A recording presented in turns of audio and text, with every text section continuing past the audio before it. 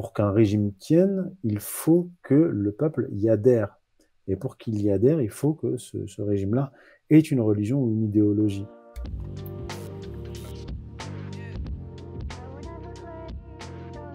Bonjour à toutes et à tous, on se retrouve pour les nouveaux rendez-vous du Média en 442 et pour la suite de cette capsule sur la laïcité. Bonjour Youssef Indy.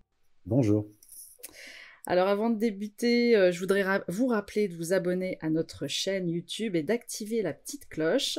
La fois précédente, on avait vu les origines du principe de laïcité et aujourd'hui, nous allons nous attarder sur les conséquences visibles et invisibles sur notre société actuelle. Et pour cela, un petit retour sur 1905 et cette fameuse loi de séparation des églises et de l'État. Qu'est-ce qu'on peut en dire rapidement pour arriver à nos jours?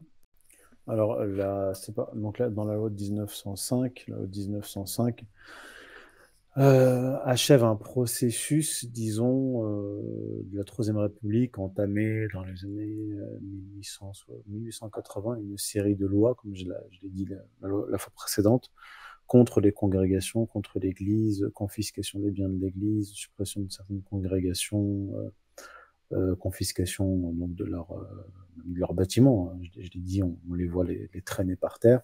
Donc c'est une véritable guerre qui est menée contre le catholicisme. D'ailleurs, il y a un article, je crois que c'est l'article 2 sur les biens de l'Église. Donc, mais bon, contrairement à la séquence du XVIIIe siècle, la Révolution 1789, il n'y a pas d'ingérence directe dans le culte. À l'époque, je crois, de 1791, 1790-91, il y a eu une loi, en fait, qui mettait en place l'élection des prélats par les habitants, et donc, en fait, qui devait faire allégeance à la République, et donc évincer le pouvoir de l'Église de Rome. Donc la loi de 1905 vient ponctuer ce processus, cette guerre contre l'Église catholique. Voilà. Et donc, comme je l'ai dit, la loi de 1905, c'est aussi l'application de la stratégie d'Edgar Quinet de séparation de l'Église et de l'État, et pour évincer, pour chasser l'influence de l'Église des écoles de la société. Voilà. Et ce qui aura pour conséquence un processus, l'enclenchement d'un processus de chute de la croyance religieuse.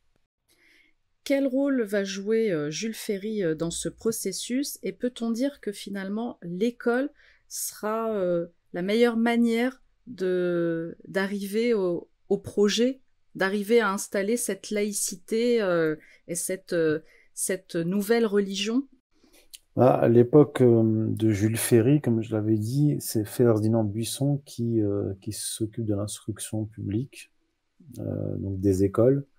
Et sous la Troisième République, on va avoir de nouveaux programmes et, et des enseignements où le catholicisme, les valeurs du catholicisme commencent à disparaître peu à peu.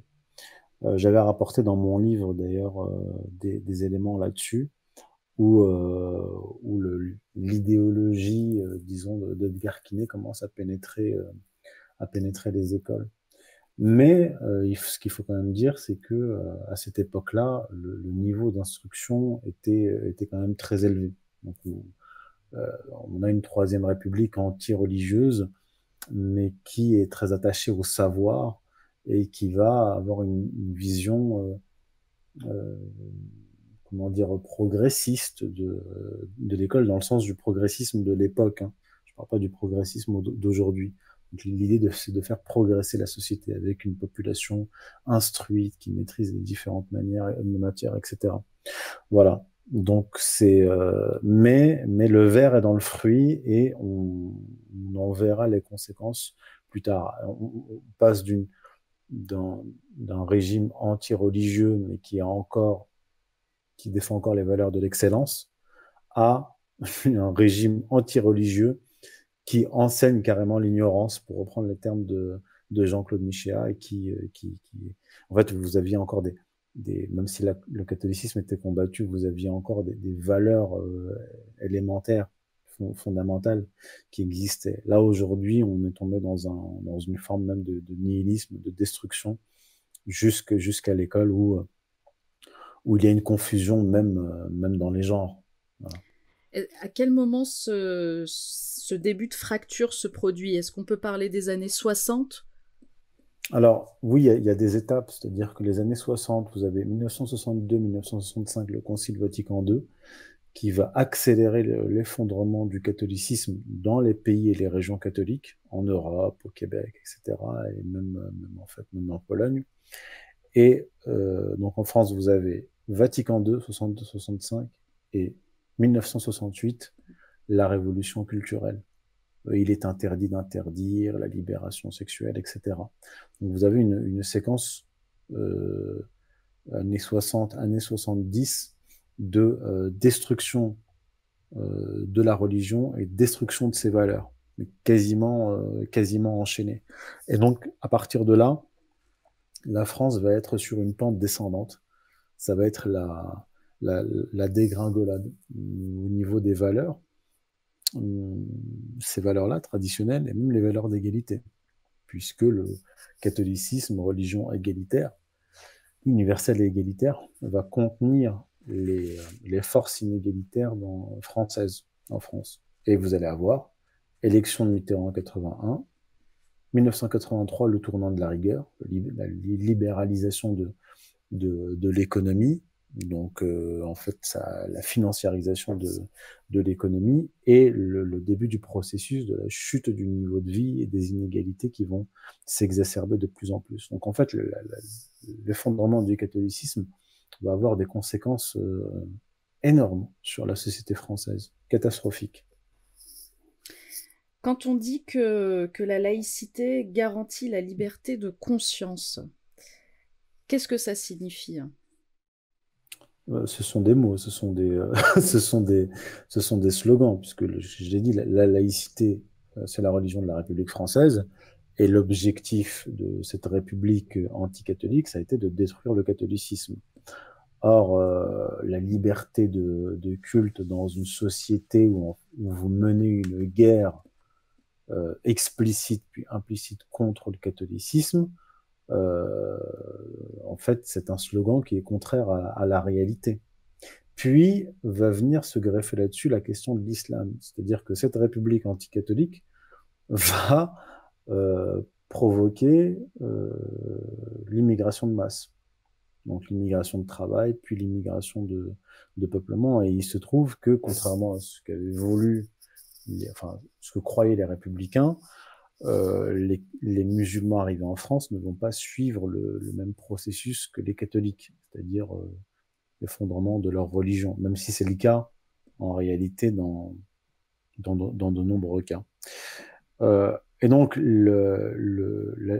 la présence des musulmans en France va, d'une certaine façon, réactiver la virulence des laïcards républicains, puisque s'étant débarrassés du catholicisme, ils n'avaient plus vraiment de raison d'être, les laïcards.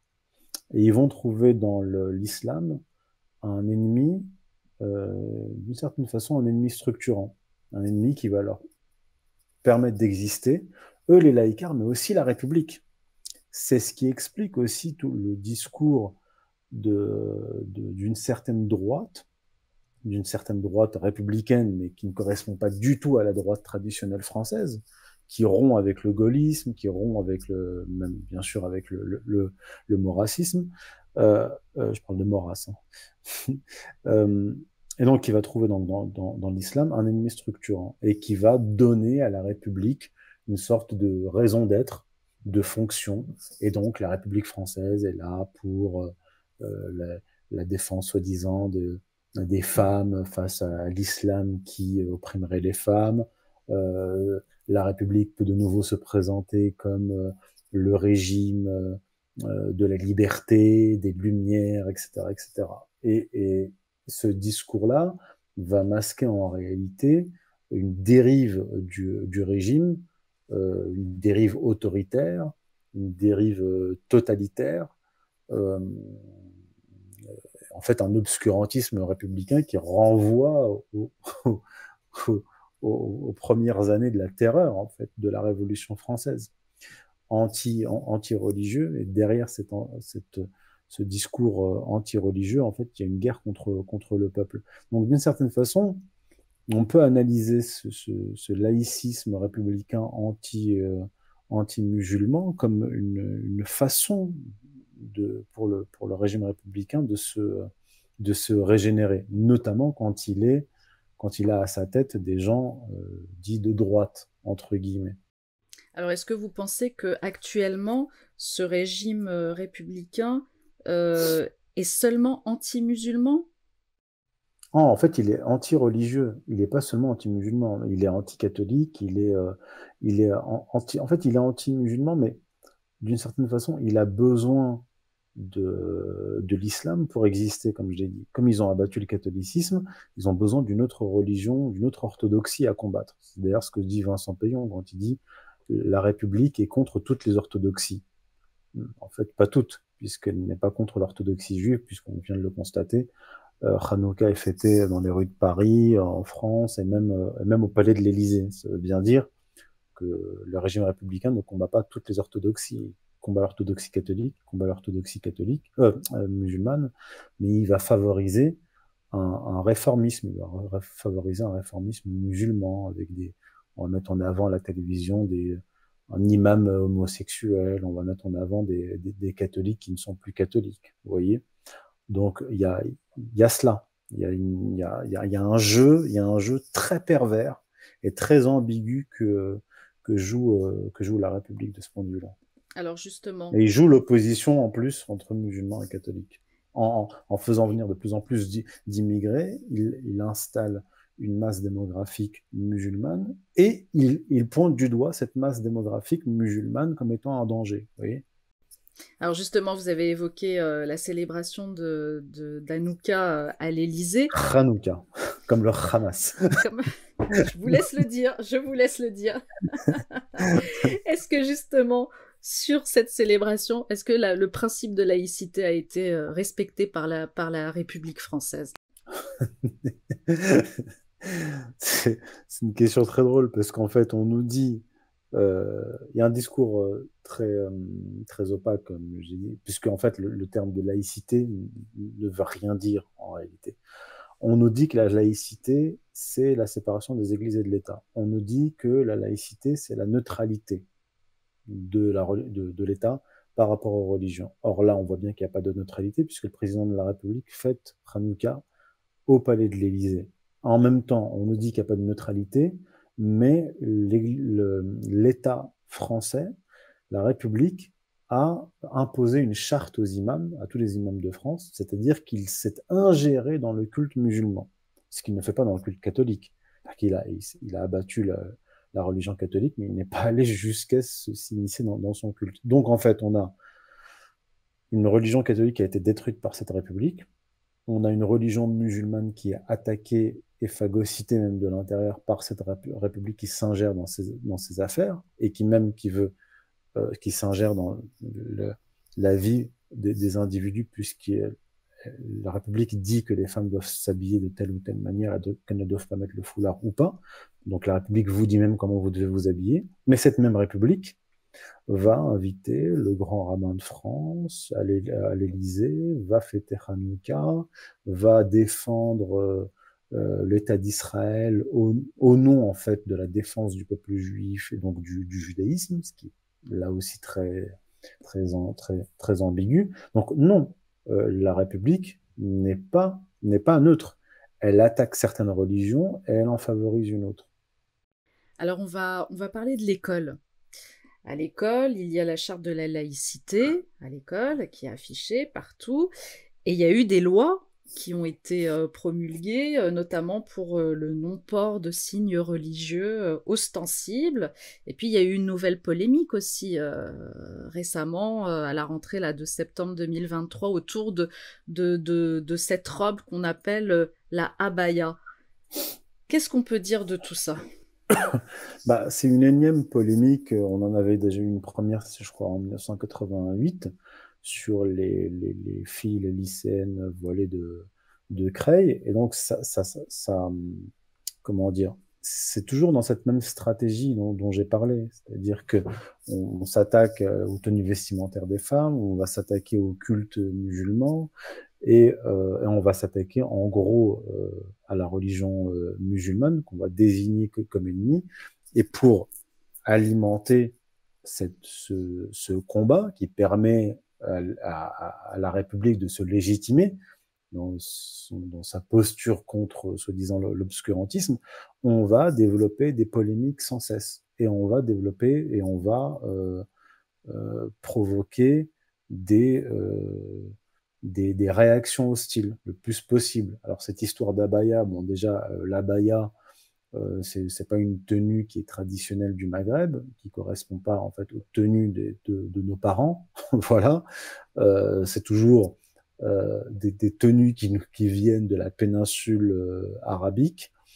qu'on fait pénétrer en France. Et là encore, c'est l'État français, ce sont les dirigeants français qui permettent cette pénétration du wahhabisme, cette influence du wahhabisme sur la jeunesse française, puisqu'on a des dirigeants français qui entretiennent d'excellentes relations avec le Qatar et l'Arabie saoudite, qui même gagnent beaucoup d'argent avec eux.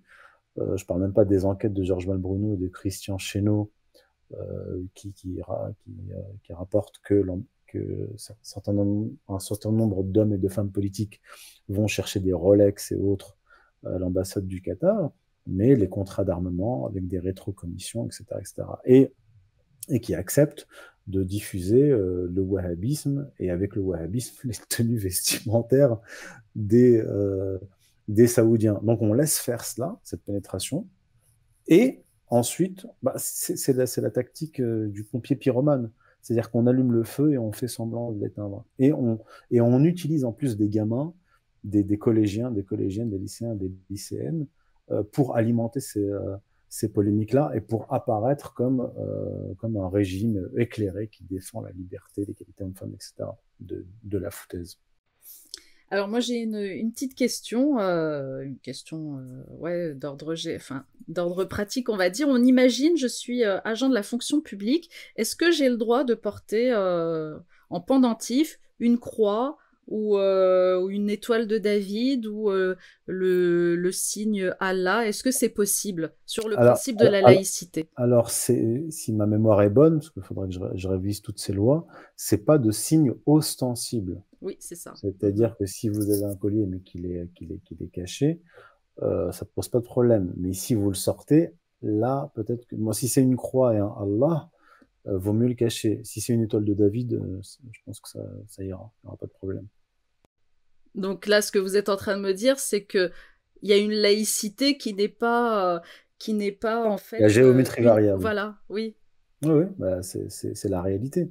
Là encore, je donne de nouveau l'exemple de la Ménorah. La Ménorah à la Tour Eiffel, la Ménorah, je crois, à la place de la Bastille ou à République, la Ménorah dans différentes villes de France, la Ménorah à l'Élysée.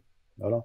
Donc, moi, je vois pas un policier aller voir Alors, je sais pas je sais plus j'ai passé l'âge, mais je sais plus comment ça se passe dans les écoles publiques. Je sais pas si les enfants juifs qui portent des kippas doivent les retirer quand ils rentrent à l'école, comme les filles doivent retirer le voile. Normalement, en Sur le théorie, oui. principe de laïcité, Oui. normalement, En, effectivement, en théorie, oui. oui. Mais en général, de toute façon, les enfants, les garçons qui portent les kippas ne sont pas dans des écoles publiques, ils sont dans des écoles confessionnelles. Voilà. Mais je remarque qu'il y a beaucoup plus d'écoles confessionnelles juives en France que d'écoles musulmanes confessionnelles. Et je crois qu'il reste un lycée, je crois, à Lille, à Averroès, confessionnel, et l'État veut le faire fermer. Voilà. Donc en fait, si vous êtes musulman, vous devez disparaître. Qu'est-ce que ça sous-entend, ça? Qu'est-ce que ça sous-entend, tout ce qu'on est en train de dire? Que la République française est plus permissive avec la communauté juive? Qu'est-ce que ça veut dire? Qu'est-ce que ça signifie? Bah, ça signifie tout simplement qu'il y a une influence d'un pouvoir communautaire, notamment le CRIF, qui se permet donc d'inviter les membres du gouvernement chaque année à un dîner annuel et de donner des leçons, avec un président du CRIF qui prend le bras du président de la République et qui l'agite comme si c'était une marionnette. Enfin, vous imaginez le recteur de la mosquée de Paris prendre le bras d'Emmanuel Macron et de l'agiter comme ça, comme si c'était ça. Enfin, c'est absolument impensable. J'ajoute que Emmanuel Macron a déclaré ouvertement qu'il était la couverture de David de Rothschild. David de Rothschild, qui est un juif pratiquant, puisqu'il a une place louée à la synagogue des Victoires au premier rang. Donc oui, oui, je suis désolé de le dire, mais il y a une influence du judaïsme politique sur la République française, et c'est pas moi qui le dis, ce sont les acteurs eux-mêmes. Je veux dire, quand vous avez un Jacques Attali qui est conseiller des présidents depuis le début des années 80 et qui parle ouvertement de Isaac Luria, du concept du tikkun olam, de réparation du monde par le peuple juif, et qui là vient de faire une vidéo où il explique, là il l'avait déjà fait, que l'antisémitisme, c'est l'ingratitude envers les juifs à qui on doit de l'argent et qui ont inventé la monnaie, qui auraient inventé Dieu. Rien n'a inventé de tout ça. Bref, un énième mensonge. Elle est là, la réalité. C'est-à-dire qu'on a, proche de l'Élysée, proche de l'appareil d'État, de gens qui sont ouvertement pro-israéliens, engagés dans le judaïsme politique et qui ne s'en cachent pas.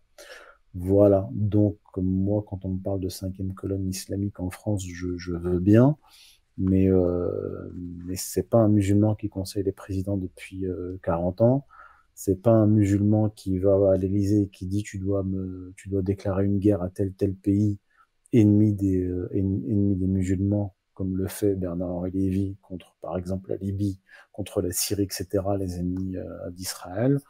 Non, ce ne sont pas des musulmans. Les musulmans, tout au plus, comme les pétromonarchies, effectivement, corrompent des dirigeants français qui suivent un agenda qui n'est pas l'agenda exclusif des pétromonarchies, mais l'agenda des pétromonarchies d'Israël et des États-Unis, puisqu'ils forment tous une grande alliance. Donc dans ce cadre-là, on peut dire que le principe de laïcité n'existe pas. Non, non, non. De toute façon, la neutralité n'existe pas. Voilà. La neutralité axiologique n'existe pas. D'ailleurs, même Vincent Payon le dit. Je crois que c'était Jean Jaurès qui disait « Seul le néant est neutre ». Voilà. Un État n'est pas neutre. Un État a forcément une idéologie structurante, une orientation idéologique ou une religion. Voilà. Ça n'existe pas un État neutre. Alors, qu'est-ce qui fait qu'on défende, que la République française défende une religion et en même temps encourage la montée de l'athéisme? Parce qu'on n'a pas parlé de l'athéisme. Mais en fait, l'athéisme est encouragé par la destruction de la religion traditionnelle. Donc, ce qui a produit l'athéisme en France, c'est l'effondrement du catholicisme. Voilà. Comme je le disais, les républicains n'ont pas pu créer une religion populaire à laquelle adhère le peuple. Et alors, je dirais pas que c'est une volonté de produire l'athéisme. L'athéisme, c'est la conséquence, mais il y a une volonté de détruire le catholicisme. Mais ce faisant, la République s'affaiblit parce que pour qu'un régime tienne, il faut que le peuple y adhère. Et pour qu'il y adhère, il faut que ce régime-là ait une religion ou une idéologie. L'Union soviétique s'est effondrée notamment pour des raisons structurelles, mais aussi parce que les peuples soviétiques ne croyaient plus au communisme. Donc, d'une certaine façon, le régime républicain, au lieu de s'enraciner dans la tradition, dans la religion traditionnelle, ce qu'il aurait pu faire, hein, a choisi de le détruire, de la détruire. Et ce faisant, ils s'affaiblissent. Ce faisant, ils affaiblissent la République et donc le régime républicain. Alors pour conclure, je vais citer un court passage de la fin de votre livre. D'ailleurs, ça fait partie de votre conclusion. Et on va terminer sur ça. Vous allez nous expliquer ce que ça signifie. Donc je vous cite. Hein. Le problème n'est pas institutionnel, il est religieux. Il a à voir de manière ontologique avec l'essence de la Révolution, puisque les Français, qui ont, à travers les siècles, intégré anthropologiquement sans difficulté le catholicisme comme religion nationale, n'ont par contre jamais admis cette religion républicaine au caractère occulte. Comment accepter une religion dont on ignore l'existence même? Oui, bah c'est précisément ce que je viens de dire. C'est-à-dire que à défaut d'une religion de substitution auquel adhérerait le peuple, le régime républicain, en fait, depuis la Première République, depuis la Révolution française, est condamné à vaciller, à s'effondrer, parce que j'ai compté le nombre de régimes donc depuis la Première République, depuis la Révolution à nos jours. Il y a eu 12 régimes qui se sont succédés en un peu plus de 2 siècles. Ça montre, ça prouve que ce régime et sa religion ne tiennent pas la route. Donc, la France la France a connu plus de 1000 ans de stabilité grâce au régime monarchique et au catholicisme. Depuis la Révolution française et son régime nous ont montré, c'est l'histoire qui le prouve, que cela ne tient pas. Le régime ne tient pas, sa religion ne tient pas. Et à un moment donné, il faudra bien que les Français trouvent une solution pérenne. Voilà. Simplement, je constate. On regarde l'histoire de France, pérennité, stabilité avec la monarchie et le catholicisme, déstabilisation, euh, désorientation, atomisation et nihilisme produit de cette révolution et de ces régimes successifs qu'elle a enfantés. Et un mot sur le caractère occulte que vous avez évoqué, je pense, dans la première partie, qui était très accentué au cours du 19e siècle. Est-ce que justement ce caractère occulte a encore toute son importance là, au 21e siècle? Alors, Ferdinand Buisson disait à Victor Hugo qu'il avait pour projet de créer une grande franc-maçonnerie à ciel ouvert. En fait, le problème, c'est que les républicains et les faiseurs de religion républicains, qui sont, comme le disait Alain Bauer, des maçons, confondent le régime et la loge. C'est-à-dire que peut-être qu'entre eux, ils se comprennent et qu'ils ont des codes et une religion, une croyance commune, et encore, parce que les loges maçonniques ne sont pas du tout unifiées. Il y a des loges athées, des loges judéo-chrétiennes, des loges...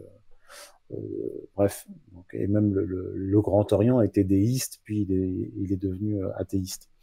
Donc ils confondent la loge et la République. Ils restent entre eux, ils sont dans l'entre-soi. Or, une religion, c'est fait pour le peuple. C'est ça qu'ils ont oublié. donc, c'est voué à l'échec. Et oui, alors ça doit encore. Alors le problème, c'est que moi, je ne côtoie pas ces milieux-là, mais ça doit encore exister. Mais à mon avis, même eux sont en perte de sens. Même eux sont en perte de sens. C'est-à-dire que leurs rituels, leurs croyances composites, c'est bien joli, mais je pense que ça ne fait pas une religion. Ça ne fait pas une religion. Je vois pas dans le discours maçonnique, je ne vois pas de cohérence. Vous voyez, il y a pas une vraie religion. Le catholicisme est une vraie religion. L'islam est une vraie religion. C'est structuré, c'est solide, c'est bien implanté. Là, c'est la continuation des superstitions, en fait, j'ai l'impression. C'est l'impression que ça donne. Et ce serait quoi la solution pour vous? Bah, en théorie, ce serait le retour à la religion traditionnelle, mais c'est de la théorie. Dans la pratique, comment ça va se réaliser? Alors, j'ai consacré un chapitre de longues pages dans mon dernier livre, La guerre des États-Unis contre l'Europe, dans la deuxième partie, sur l'État, l'avenir de l'État. Et